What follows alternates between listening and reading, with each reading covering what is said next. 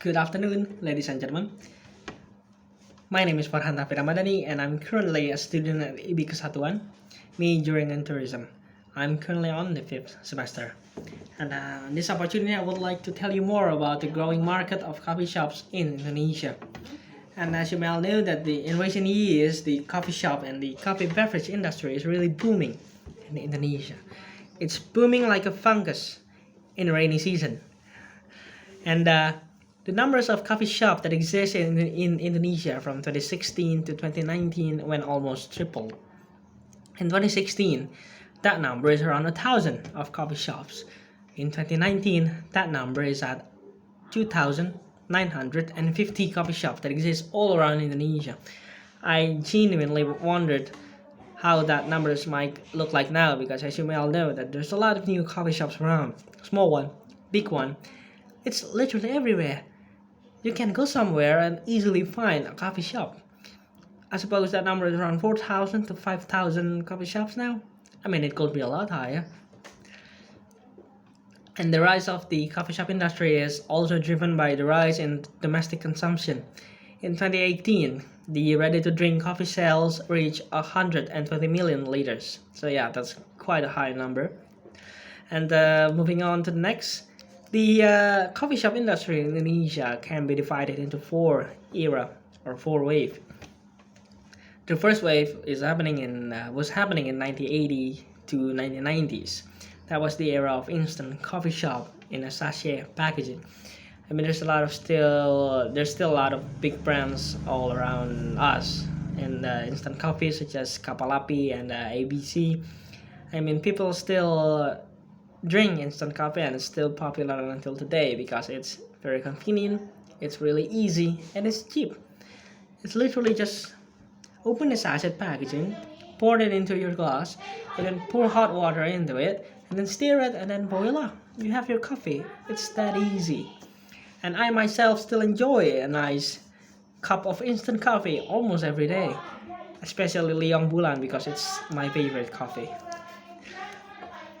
And then the second wave was happening in the decade of 2000, and that was the era when enjoying a cup of coffee in a modern outlet increased your personal branding and your personal image, also your personal prestige. Mark that era was the entry of Coffee Bean in the year of 2001 and the entry of Starbucks in the year of 2002. And the third wave was happening in 2010 to 2015. That was the era when people beginning to appreciate more coffee in its true form, and people began to appreciate coffee as an art. And that was also the era when the people began to have interest in processing and how to process a cup of coffee from its beans until it's ready to serve. And the fourth wave, and it's the biggest wave of them all, is happening from 2016 until now. And that is the era of ready-to-drink coffee. And ready-to-drink coffee is offered to the public at a very affordable price, targeting school children, college students, and perhaps just usual workers that need a cup of coffee to boost their daily life. And the pioneers in ready-to-drink coffee are Kopi Kenangan, Janji Jiwa, For a Coffee, and there's a lot more actually. And you may not believe this, but even Jay-Z, the legendary rapper, and Serena Williams, the legendary tennis player, invested in Kopi Kenangan. So that's also probably one of the reasons why Kopi Kenangan becoming a unicorn in coffee industry. And with RTD coffee, or ready-to-drink coffee, the coffee shop industry is one of the industries that projected to not have or to not taken a hit during the pandemic, because the coffee shop industry is projected to earn $2,625 million in 2021, according to Statista in 2020. So yeah, the coffee shop industry is one of the industries that survives the pandemic. Not only survives, but thrives, because it's growing at a very high number. It's earning $2,635 million even during the pandemic. So that is a sign of a very promising industry. And then the future of Indonesian coffee shop industry is actually very bright.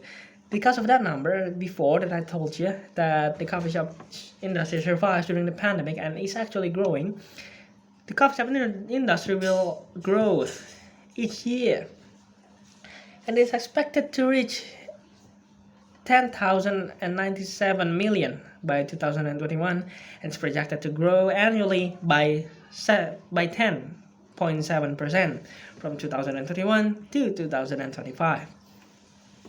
And opening a coffee shop is actually a very great idea, and you just have to find the right strategy and the right market. And here are the key that you can use in opening a coffee shop. The first one is branding. Personal branding is very important. You need to differentiate your brand to other brands out there that already exist, or people might think that you copycat them. And the second one is find a target market. You need to price your coffee or snacks that by targeting the target market that will buy your coffee and your products. In that way, that there's a lot of supply and demand. And then the third is the variety in menu. There's a lot of menu that is available in the coffee shop, in a coffee shop place. I mean, you need to be creative in creating a new menu, and you need to learn to promoting that menu so that people will have an interest in coming in and into buying that. And then the fourth is new product every year. Make cafe produce 4 new product a year so that the people will always have an interest and will always want to know what's going on in that place. So that strategy can be implemented if you want to open a coffee shop by making a new product every year. People will keep up and people will curious about what that product might taste like, and people will visit your coffee shop.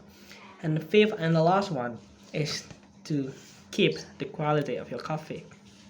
It is very important because by keeping the quality, keeping the taste, keeping the service up to standard, people will always come back to your coffee shop. People will be satisfied with the service of your coffee shop, with the taste of your coffee shop, and people will always come back to that same place. So it's very important to keeping the quality up to standard. So that is the key of in opening a coffee shop for me. And I myself is a very simple man. I like an iced mocha latte.